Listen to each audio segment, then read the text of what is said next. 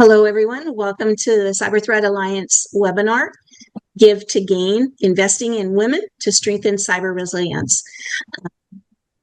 We're here to discuss how investing in cybersecurity builds a more adaptive and resilient workforce across the entire ecosystem. Kathi, would you like to get us started? Sure. So when I think about talking in a room with women and thinking about cybersecurity, if you asked a lot of people in cybersecurity, women or men, it doesn't matter, very few people will tell you that it was a straight path to get into cybersecurity. Most people don't, figure out, oh, I want to be in cybersecurity, and they just go in that direction. So almost all of us at some point in our careers can point to someone or a moment that changed the trajectory for us as we moved into this path in our careers. So either somebody took a chance on us, or we stepped outside of our comfort zone, whatever it might have been. Those are the things that generally help us get to where we are in our careers. So that's what Give to Gain is really about. And that's why we wanted to have this conversation. And I'm really excited to have this conversation with these ladies here. So it's really about the idea of investing in each other. So mentoring, sponsoring, giving opportunities to folks who may not necessarily usually get those opportunities in their jobs. It's a way that we can help change individual careers as well as the trajectory of this entire career field, the industry itself. So, having said that, I'm going to introduce myself, start us off. I'm Kathi Whitbey. I work for Palo Alto Networks, Unit 42. I've been with Palo Alto for 10 years now, and I have been very fortunate to be somebody that's worked with the Cyber Threat Alliance through my entire time here with Palo Alto Networks. As one of the founding members, I worked with Jeannette here, trying to figure out how to incorporate an organization, a nonprofit organization, and here we are, 9 years later, incorporated and really excited about it. So as we introduce ourselves, the one thing that what we're going to focus in on is, when you think about the theme, Give to Gain, what is one moment in your career where someone's investment in you changed your trajectory? I cannot say that word, trajectory. So when I think about that, there's two things that I think about from that perspective. One is, and it's a longstanding joke with Palo Alto Networks in Unit 42, but when I interviewed for Unit 42, I have been an EMT for a long time in my volunteer life. And I also spent a year in Djibouti, Africa, took a year off of my career and went to Djibouti, Africa as an EMT and supported the Navy there. And for years, the leadership on Unit 42 teased me. Those were the two reasons why they hired me, so that I could save somebody's life one day, or Djibouti is just fun to say. So when they would tease me about that, yes, my EMT skills unfortunately have come in handy during team meetings and things like that. But I think that giving me that opportunity, finding my resume online, giving me that call and saying, hey, we're looking for somebody with a lot of different diverse skills, things that they've done in the past. I worked for the three-letter agencies for a long time as a contractor. I worked in healthcare. So my background is very vast, and they gave me that opportunity. They said, hey, we really like that about you. Why don't you come in here and see what you could do to help us out on Unit 42? So that is definitely a moment in my life. Ryan Olson and Rick Howard at the time were my bosses, and that is a huge moment in my life when two people gave me that opportunity, not knowing me from anyone, and it definitely changed the trajectory of my career. Amy, what about you? Yeah, thanks, Kathi. So hi, everybody. My name's Amy Henderson. I am Senior Director of Strategy Planning and Comms, mouthful, at Cisco Talos. I've been with Talos about 8 years now, and excited to be here and talk to you all. I'll play off of Kathy's story in terms of the Give to Gain. So my moment that I go back to for my former boss, who was also an EMT, came when actually a project that we were working on actually failed. We were working together to bring our incident response teams and our threat intelligence teams here at Cisco Talos much closer together. As folks know, it is Cisco Talos Incident Response at this point in time, but we were working for a long time on just aligning a lot of those things together. And there was a time where we all had to take a step back and be like, are we doing the right thing? Are we figuring it out? And I was at a point in my career, I sat on the services side in product management, and I was kind of wondering where I was going to go next. And so we were at a point of, I wouldn't call it project failure. We did push it through, but kind of project step back. But that opportunity to work with folks in the intelligence space, even work on a project that wasn't fully successful, right? Kind of opened me up to the Cisco Talos team and everything that they were doing. And I got an inquiry into, hey, coming over and helping them with a lot of their operations and how they're set up. And so that's how I got my start really in the threat intelligence space. And it wasn't even from something like uber successful, right? It was just that working together as a team, partnership is so huge in the cybersecurity space that, and working with my boss at that time, and who's my peer now, was really, really, just a moment in time that I look back on and wonder of like, this was a great opportunity for me to go after. So with that, Jeannette, I know Cyber Threat Alliance has been so big in Cisco Talos' space as well in terms of sharing threat intelligence and partnership. So what do you think? What's that moment in your career? Well, thank you, Amy. And Kathi, I love both your stories. They're very inspiring, and it's always great to work with you through CTA. So Jeannette Jarvis, Chief Business Officer at CTA. I've been here over 6 years, but I've been involved with CTA since it was an idea. And so I was able to be at the formative stages in 2014 and turn it into something viable. And it's been an exciting ride, if you will. So let me tell you my story about getting into cybersecurity.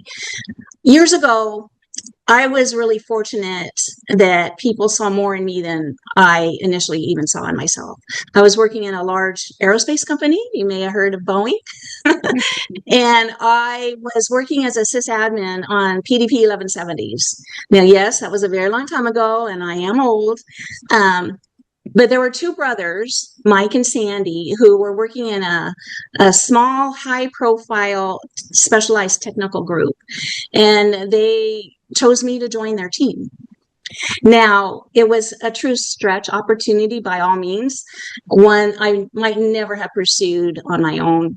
But it became the foundation for my entire career, because as I learned and as I contributed and as I started to see real wins, my confidence grew. And their early belief really helped me believe in myself.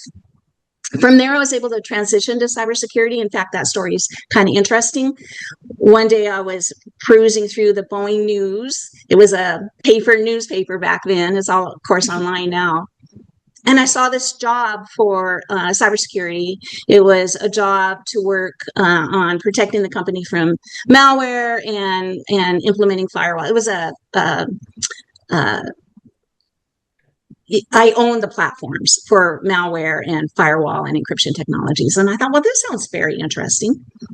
And I saw it and I knew I was going to get the job. I knew that job was for me. I just knew it to my core. So I interviewed, and it turned out the job had been in the newspaper for 3 months and nobody had applied. Not one person had applied for that job. And of course, I got the job.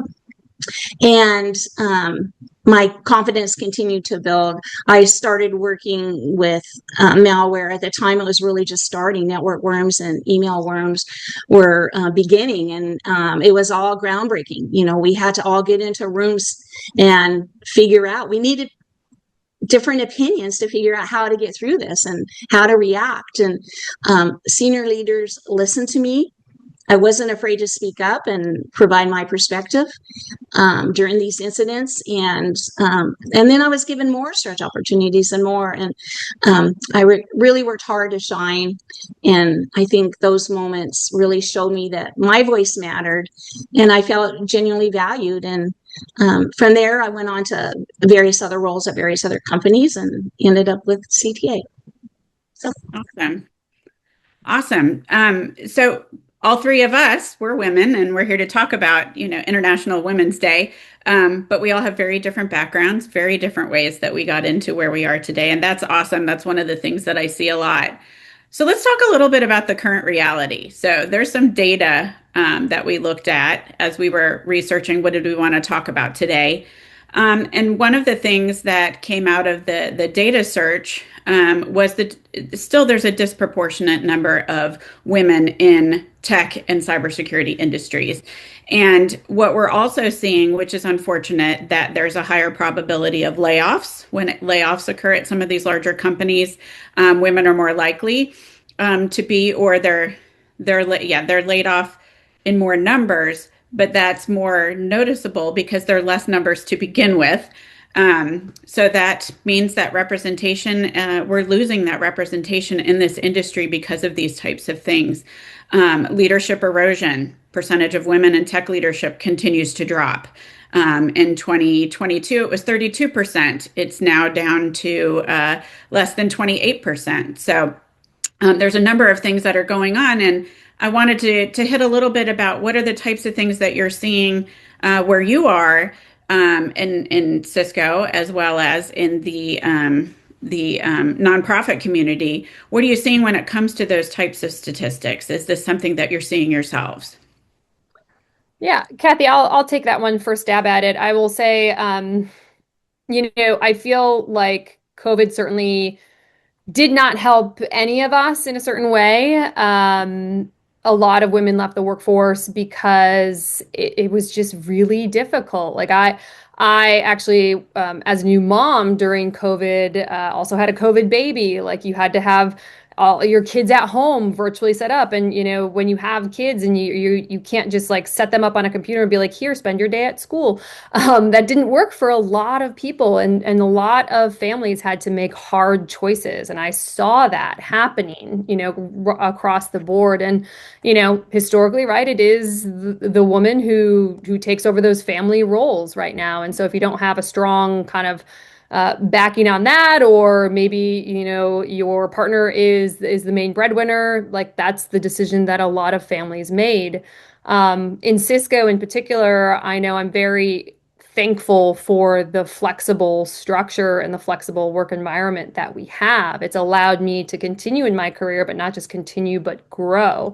But a lot of that, isn't happening across the board either. There's been return to office and things like that. So I think it's been difficult. I think we've definitely seen a downturn, maybe just because of things that are happening in the world right now. But there are some bright spots, right? There are some companies who are doing good things in that manner. So Jeannette, I don't know if you have anything you want to add and what you're seeing. Well, I don't. Thank you, Amy, for that. I don't think there's any one single cause. It's a combination of structural changes that have just compounded over time. A few dynamics show up again and again. I'd say one is women are overrepresented in roles that get cut first, right? In tech and in cybersecurity, women are more likely to be operations or project or program management, running comms or DEI organizations, kind of the glue functions. And these are roles that are really essential, but they're often extremely undervalued. And they're the first to be labeled as non-core during layoffs. And for that matter, DEI organizations are being disbanded or deprioritized. The cybersecurity field by nature is very male dominated. So the demise of programs that are there to help women get promoted and excel are diminishing, and that's really disheartening. That's a lot of D's. but we have to take it upon ourselves to step up and help where we can. Women just carry a disproportionate amount of the invisible work, and while all that work keeps organizations running, it's rarely rewarded, and burnout sometimes becomes inevitable, really. Kathi, do you have any points on that? Yeah, I'd echo what both of you have said. Some of the tasks I didn't mention when I introduced myself. I'm the program manager for the threat intelligence team. So that puts me in a really interesting position. I do a lot of those tasks that nobody else wants to do. I always say my job is other duties as assigned. It's really hard to write a job description for myself. But I also do a lot of other things working with the CTA, speaking about, the importance of sharing data and other things, learning about the threats and that type of stuff. But also when you look at those types of things, the only time that I hear the thankfulness of those types of tasks that I do is when I'm not there to do them. So when somebody's not there to pick up those pieces, or it also helps me too. I've been here for 10 years, so I know how to work around a lot of things. I know who the right people are to contact. So when other people don't know that, they rely on you a lot for those types of things. And as you're trying to learn other stuff, there's that burnout. Like I can't keep doing this particular thing if I want to move over in this direction. So, with that burnout, that comes from Amy was a new mom. I don't have kids, I have a dog, but I can see where that burnout comes in when you have all of those responsibilities at home. You've got watching my sister with her 4 kids right now in middle school. You've got soccer, track, basketball, and there's 2 parents and there's 4 kids. So Aunt Kathi gets to hop in there and help out too. But I can totally see how all of this stuff piling up can cause that burnout. And that's when we can step in and take on some of those other roles, which I think is why I've taken on a lot of those tasks that other people don't like to do. I like that coordination. I like to talk to lots of different people, and I like to figure things out, problem solve. So I've found that that's helped me throughout my career because I can problem solve. How do we get this contract through all the way up to what are we going to do about this particular incident? And how do we share that information back with the public? So lots of different ways to look at it. But just kind of talking about those are the things that we're facing at this point. What about cyber resilience? So what are we doing? What are the strengths that we bring to this? I know I talked a little bit about my strengths, I think, are the diversity that I have in all of the things that I've done. But what about the diverse perspectives, and what is it that we bring to cybersecurity that we generally are undervalued for, that we haven't hit on yet? Is there anything else you wanted to add? Like some of the things. Oh, go ahead, Jeannette. I want to give an example about a project where it really exemplifies some of the value that women bring that is underappreciated. I once had a program management role, and Kathi, you're very good at that role, where the dev and the QA teams I supported, they didn't trust each other. They simply didn't get along. They didn't like each other. There was always a lot of yelling and a lot of screaming. It was just a lot of conflict. And obviously that creates burnout, but it creates stress. And as a PGM, I had to navigate the tension to keep the project on track and deliver it on time. And it required knowing when to be firm, when to push, and when to be gentle. And honestly, I think that my experience as a mother helped me read the room, and it helped me manage the emotions and guide both sides through that conflict. In the end, leadership only saw that the project was shipped on time. They never saw the complexity or the emotional labor it really took to get it there. And having to deal with and overcome that conflict day in and day out was exhausting. But I think women bring to the table good management skills and good people, understanding people, and being able to kind of manage those different personalities well. I think that's a skill that women have very well. Mm-hmm. I think that's a great call out, Jeannette. I was going to jump in, Kathi, your question with empathy, empathy and communication skills. I come from a communications background. I have my master's in international communications, diplomacy, things like that. And cybersecurity, right? We talked about it. It is a crazy industry to be in. You've got nothing going on, then all of a sudden the world is just like exploding around you, right? And having that empathy, that emotional intelligence, that ability to like take different teams in different places, and customers who are like hounding you on like, what do I do? What's going on? How can, you have to manage those emotions and manage them well, not fall into traps and things like that. And so I think that having that communication skills that I think women inherently have dare I say, better than men, helps us bridge the gap sometimes within this industry, right? You have super technical talent here.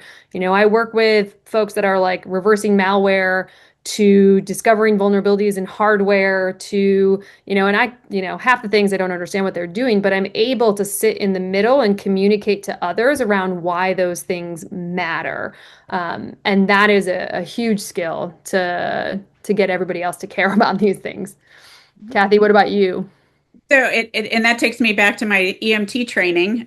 One of the most important things an instructor said to me once was, remember, it's not your emergency. So when you're on a scene and everyone's yelling at you, you're not doing something fast enough, you've got all these emotions and anger and everything that's going on around you. That's that crisis management. So maybe we should all be EMTs, but at a minimum, a lot of us, especially women, are good at that crisis management, especially when you look at women who've controlled, my sister's got the 5 kids. She's got 18 different things going on at the same time. You've got to constantly be managing those types of things. And that just carries on. I think we learn it at a young age. I think we learn it when we're in school, when we're in sports, when we do chorus, whatever it might be. And then we also have that ability to cross-functional collaborate. So we tend to be more, I know a lot of women that are introverts, but even as introverts, we still have that ability to reach out and to collaborate and work with different people. I think that's all super important. And I think those are really big things that we bring to the table when it comes to cybersecurity and technology and the work that we do. I think I love what you both said. And the thing is, sometimes those kind of skills are labeled as soft skills and they're not as valued when it comes to like promotions and all, but they're so necessary. I think as a mom, and Amy, I'm sure this is true for you too, you have to learn to multitask. You have to learn to prioritize what's really important. And I think that you kind of understand better what's urgent, what's just noise, and what's important, what's performative. This is a industry that really prefers and recognizes loud people. And sometimes it's not the loud people that are really making the difference in getting the business off the ground. Yeah, that's great. Since we're kind of on this topic, I want to bring us back to the Give to Get framework for International Women's Month. And one of the areas we've touched on it a little bit over our conversation, but the give credit and visibility.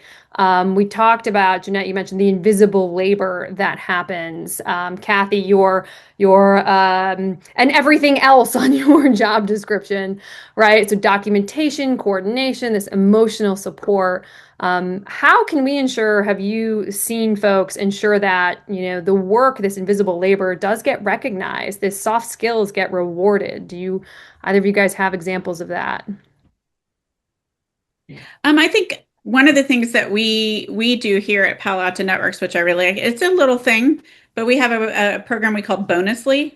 So each person gets 100 points a month and you can gift those 100 points to anyone. So I always look through the month as to who do I want to recognize. Maybe they haven't been recognized, or maybe they did something behind the scenes to help somebody else, get something done or teach them how to do it. I'm moving around into some new roles right now, so I'm relying on a lot of people to lift me up and teach me some things that I've never done before. And just that little thing, and what the Bonusly thing does when you give it, it's in a system that everyone gets to see. So you get to see everyone that's been recognized for something. And even though it's points, the points convert to, you can buy an Amazon gift card with it, or you can even give the Bonusly points to another person, or you can give it to a charity or anything like that. Just those little ways to recognize. And then we also do an employee of the month. So we have anyone on the team can put somebody in for that. So again, looking for those opportunities to lift people up who don't really have that voice that you hear a lot. Our team's grown exponentially since I started here with Palo Alto Networks, and it's getting harder and harder to know and to see everybody. So those little things I think are one way to do that. And then the other way I think that I think that I'm particularly good at is making sure people are heard when things are being discussed. So if we have a problem that we're trying to solve, hey, Jeannette, we haven't heard from you today, or we haven't heard from you on this particular subject. What do you have to say? So just making sure people are being included and know that their voice is important. So I really want to know what you have to say as well. And I think as leaders on our team, it's important for us to live that so that we're that example for everyone else. Yeah. I think you have to be intentional, right? And I like the programs that, 42 has implemented. Rewards and recognition go a long way to making you feel valuable. I would say invisible labor is only invisible because organizations choose not to measure it, right? The work that women do, whether it's the documentation, coordination, emotional support, even team stabilization, if you will. It's the backbone of cyber resilience, really. And the fix isn't asking women to do less of it. It's redesigning systems so that they're rewarded for it. Women are burned out not because they're doing too much, although sometimes that is the case. They're burned out because they're doing essential work that the system isn't valuing them for it. And the fact that you guys have these programs that say, hey, thank you, a simple even thank you. I mean, how often do people even just say thank you anymore for the work that you're doing? Organizations need to measure, reward, and distribute the invisible labor more fairly, because then women will thrive. Honestly, you need to feel rewarded. Well, even the CTA gave me an award that I was not expecting, and I really appreciated it because behind the scenes, or maybe not so much behind the scenes, because the amount of people who actually think I work for the CTA because of the amount of stuff I do with them, but that was definitely an amazing thing to do, just to recognize the support that I've given to the CTA. So even outside of my own job, that meant the world to me, and I appreciate it. Well, we value you, so thank you, Kath. Recognition, right? I have an interesting story on this one, which is it's also like invisible. We've all talked about women are really great at communications, at setting agendas, at documenting. Like we're all good at all these different multitasking, all these things. And I had a moment in my career where I was previous to where I'm at right now. I was working for somebody, and I would set the agenda for every staff meeting. And I didn't even realize that was like bad. I was like, okay, like I know what's going on. I have my hand in all the different pots. I can do it. And so one day, a woman director above me was like, I really don't like that you're the only one that does this. Like that it's sort of on you as a woman. Nobody else does it. Why is it on you? And I didn't even like it was in I was like, oh, like, yeah, I didn't even think about that. And so sometimes those things happen, because we are maybe playing to our strengths, or because we're just good at multitasking, we pick these things up and we don't even realize that it's sort of being put on us as these multitaskers as well. So even just that visibility or awareness that it's happening and what we're doing can help folks be like, oh yeah. I have somebody right now, a peer as well, where we rotate the agenda of, we have a group of strategy and planning managers. We all get together bi-weekly, and every bi-week we rotate the agenda, and it works really well. Everybody gets a chance to get what they want on what they need to say, set the agenda. So no one's really picking up those sort of invisible labor tasks that we know take time in order to have really good conversations. So that was just my story on sort of invisible labor. Wondering if we can go even a step further. So another item on this was the give mentorship and sponsorship. And there's a really big difference. Like some people think these are the same, but they are very different. Yeah. So do either of you guys have a story, or how do you see mentorship versus sponsorship, or where you had a really great mentor or sponsor? I think both are essential, right? Mentorship provides guidance. Sponsorship provides action, right? Mentorship builds confidence. Sponsorship builds careers, right? Sponsorship is that strategic advantage for organizations that help both the sponsor and the sponsoree be better leaders and strengthen the organization, because then everybody wins.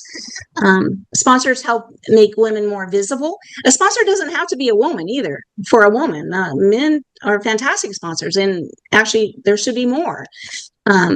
But a sponsor helps you get a seat at the table. It helps ensure that your voice is being heard. It provides you with critical projects. It gives you those stretch opportunities. It introduces you to networks that you wouldn't know otherwise. I've been delighted and really benefited from sponsors throughout my career. It's essential, and I think that we all owe it to the next generation to help out as well. Mentorship is great too, but sponsorship really helps the career advancement. Yeah, I would agree with that. And I've had a number of, and actually they've all been men who've sponsored me and lifted me up. So I would say definitely coming into Palo Alto Networks and the work that was handed to me, the CTA was handed to me almost immediately after I came in. Rick Howard says, "Hey, we've got this project and we really need your help." And he didn't know me from Adam. So it was kind of like, okay, let's see what we can do here. And, great support, great other folks sitting at the table. It was a great opportunity to do that. From a mentorship perspective, I have had a number of mentor-mentee relationships. So I've gone both ways. I have mentors and I mentor others. And I find that mentoring others is extremely satisfying for me, to be able to help the younger generation kind of find their way through their career. And I've maintained a relationship with somebody through the Executive Women's Forum. So we meet once a month. We talk about things that are going on at work, reorgs, how to get a promotion, the things to get recognized. Hey, I'd really like to feel a little more appreciated, all of the things that we've talked about so far. And it's been awesome for me to be able to watch her grow, and to see where she's going with her career. And then obviously it's been the opposite, working with other people, learning from them. How did they get to where they are and how can they help me navigate my career as well? So I agree, sponsorship is great. I couldn't be where I am today. I couldn't have gotten a lot of the jobs I had without a sponsor who believed in me. And then those mentors who also helped me shape where it is that I am trying to go. And, making me look at do I really need to go get this certification? Is that going to help me? Or do I need to go look at something else? Should I go back to school? All of those different things. So definitely both are important. And I think especially as women, it's important. I think we need to support each other in all of the ways that we can. So sponsoring them, mentoring them, giving them a seat at the table and making sure that they're heard. I think that's the best way to do it, because not all the men are like the ones that we've had interactions with that have supported us through our careers. So I definitely think it's important. Yeah, I do. I will say that I believe men can play such an outsized role in mentorship and especially in sponsorship as well.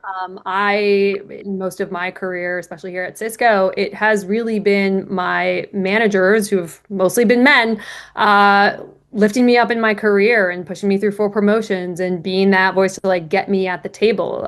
That's been really rewarding for me. And it is interesting because I feel like I'm at this stage in my career where, it's hard to be like, yes, I'm a senior director, but I'm at the point where I need to start sponsoring and mentoring folks. And I get thoughts sometimes of oh, am I really able to tell this person how to do things and mentor? So I think there's some of that might go on for women in leadership roles. But it's really important that we step into that help early in career women. We've all felt that way. So that's what I'm focused on, sort of the mentoring and sponsorship as well. I think. Oh, sorry, Jeannette. No, go ahead. Well, I was going to move us on, keep the conversation flowing to flexibility. I had mentioned this as well in terms of what has helped me, in growing my family. I think it's critical for women in tech, obviously. But we are seeing what's kind of weird is there was never a mandate to be in the office pre-COVID, but now that everybody has dispersed for years, you're starting to see that now, these return to office mandates of having to be there 3 days a week, having to be there at 8 a.m. And I'll be honest, I kind of looked at my husband sometime because I was like, I don't even know how we would have done this, because his work started at 8, mine starts at 9, the kids' school starts at 9. What did we do at that time? So this disappearing of flexibility, is kind of hitting women differently, I think. How are you guys seeing that in your spaces as well? Hmm. I mean, that's hard to say because my team is all remote. So, You got and it. You got it covered. right. I mean, the work that we do, we certainly can do remotely. We need people all over the world. That's where our adversaries are. So we want to be where they are, and we want to be where our customers are.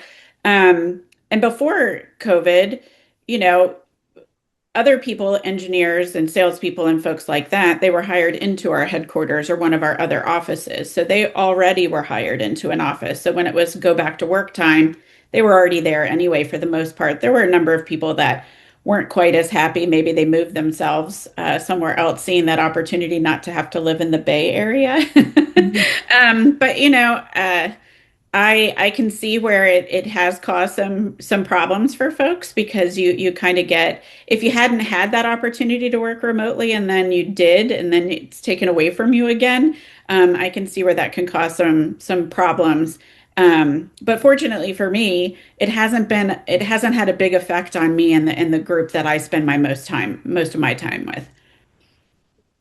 Yeah, I think when flexibility disappears, women are being forced into impossible trade-offs between caregiving and your career, right? Teams lose talent and experience. And sometimes at the exact moment that those women are ready for leadership roles, because it's mid-career really when the executive leadership roles start becoming available. And oftentimes that's when you're raising kids. And so I think flexibility allows women to stay in the game long enough to rise. I was fortunate that, I mean, I was a single mom. I look back, I don't even know how I did it, but I know I traveled a lot. I was lucky that I had grandparents that would watch my daughter when I traveled. I was blessed that she didn't get sick often. Things just worked out in my favor, and that isn't the case for most people. Kids get sick. Women are often the primary caregivers, even in a marriage where they have to take care of their sick kid or they have a school event to go to, and we have to be flexible. Women bring a lot to the table, and when flexibility disappears, women don't become less capable. The environment becomes really less livable for everybody. It's a great analogy. Yeah. Great. Okay, well, are we going to move on now to the closing session? So International Women's Day is once a year, March 8th, once a year. And then March is International Women's Month or Women's Month. But progress is built more in the days that follow. So to you, ladies, what does sustained commitment look like to you? It can't just be once a year, right? We can't just have a hashtag or a single day to promote and focus on women and our issues and our concerns. And we need to do it throughout the year. Yeah, Kathi, do you have thoughts? Oh, go ahead, Amy. I was going to say, I think it takes a collective group, and a concerted effort, right? For example, we talked about mentorship and sponsorship. Cisco has several different programs it runs. It also runs year-long mentorship programs focused on females called She Leads. There are multiple opportunities we have, even external to Cisco, right? In Women in Tech, you have Women in Cybersecurity, which is a global organization, right? So there's a lot of different things I think women can take advantage of to be part of that community. But I also think, for example, myself, I need to continue to go down that sponsorship, that mentorship path, to continue to create the I guess narratives in your meetings where you're constantly recognizing and noting and understanding that everybody needs to have a voice at the table, like Kathi said. So little things that people can do every day can really make a big difference. Yeah, I would agree with that. And at Palo Alto Networks, we have employee engagement groups. So we have lots of different groups that women can join, men can join, we can join together and work together. That some of the stuff that I've been working on over the last 6 months or so is the we were talking about the kind of softer skills, the imbalance of labor, the stuff that nobody else wants to do. So kind of dividing those tasks, as you mentioned about the staff meeting. I always ran that staff meeting. I always came up with the agenda. I always did that. Now we rotate it. So everyone has their opportunity. They need to figure out what we're going to talk about this week. And, and it's not let's all sit down and talk about what we did this week. It's let's solve some problems. So what are the things that we have top of mind right now? And it's really working out well. So trying to divvy out some of those tasks, those other duties as assigned, and making sure that a lot of stuff doesn't just fall on top of me. Because of some of that type of work that I've done, people I think have mistaken that I'm an admin of some sort, which is not the worst thing in the world to do, but that's not my job. It's just some of the stuff that I do. So I think that's super important, and we're divvying that stuff out. Everybody's taking their turn doing it and noticing those types of things. And then, investing time. So taking the time, making notes of this is what's happening. And I want to make sure that everyone's being heard. I want to make sure that we are bringing in the right people. I want to make sure, just it's more than intention. It's actually action. And what are the measurable things that we can look at to say, yes, I said I was going to do these things. Now let's measure it. How did we do? Taking a look at when and if we have a layoff. How many people that are being laid off are women? I don't know if we have statistics like that specifically for each of our companies. How many women are moving up into those leadership roles? And just being more focused in on those types of things as things happen around the company. When reorgs happen, we know we don't do reorgs around here, but when reorgs happen, are reorgs happening in a logical manner? And did everyone have a voice into how that reorg would happen? So there's lots of things I think that we can do intentionally, but looking at the things that we do, how do we measure it to show that we are accomplishing these things? So I agree with Amy. I agree with everything that both of you have said. There's lots of things that we can do throughout the year. Yeah, I think it's about being conscious of our behaviors. Like, are we being consistent in walking our talk about diversity? As you mentioned, hiring decisions, who's getting promotions? Are we being fair in bonuses and other awards? Who's being offered growth opportunities? Are we listening to all the voices at the table? Are we giving credit where credit is due? And when I think about sustained commitment, I think about the quiet work that we do when no one's watching. Ongoing investment is about shifting from the symbolic support to structural change, really, and we need to do that. It's the daily, deliberate work that ensures that women don't just enter the industry, but they rise, they lead, and they stay, and we don't have to worry about retention. Yeah.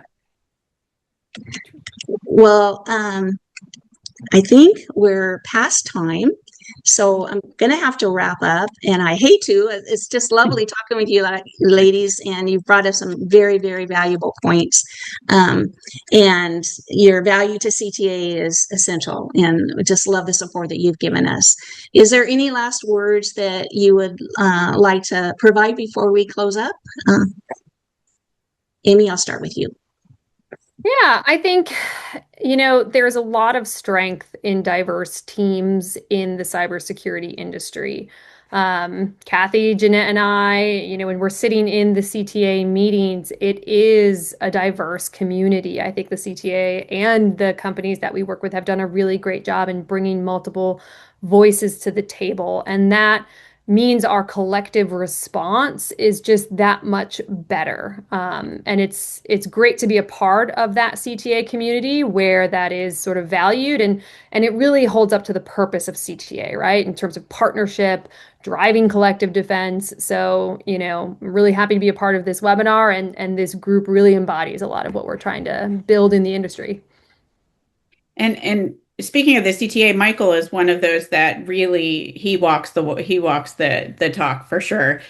He has always, as long as I have known him, which is not as long as many people have known him, but through the CTA, he lifts up all of us as far as it goes. He wants all of our voices there. He fights to have all of our voices at the table, and I always feel like he goes out of his way to make sure that we are appreciated for what we've done for the organization, and that's we as in us as individuals as well as our companies, and how we've lifted the CTA up and how we have supported the organization and the goals and the objectives and milestones that we've hit with the CTA so far.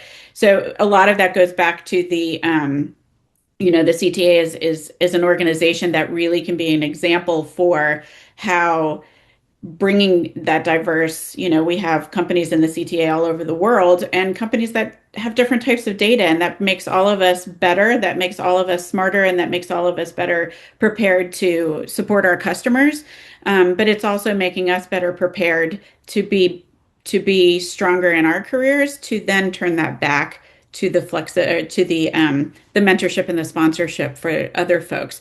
So getting to know all of you in this community also knows that I have people I can reach out to, not just the people on my team. And I really appreciate that from the CTA, that it's opened up doors for relationships and partnerships and, brainstorming and communication and all of those types of things, and being able to have that outside of just my job. So I definitely really appreciate that. And I appreciate the CTA for all of those types of things that they exemplify as an organization.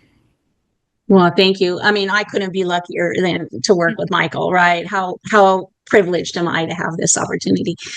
And I want to say, if you think about it, defending a global, diverse digital world, our collective differences is what makes us successful, right? Everybody brings something to the table. Having different lived experiences helps us bring ideas that we wouldn't have otherwise. We can't all think the same. We all have unique perspectives. In closing, I want to say, our industry doesn't really lack talent shortage. It lacks visibility shortage.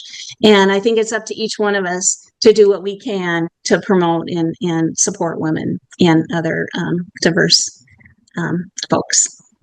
Absolutely. All right, ladies, thank you very much. It was an honor to have you here today. Thank you, Jeannette. Cheers. Thanks, Amy.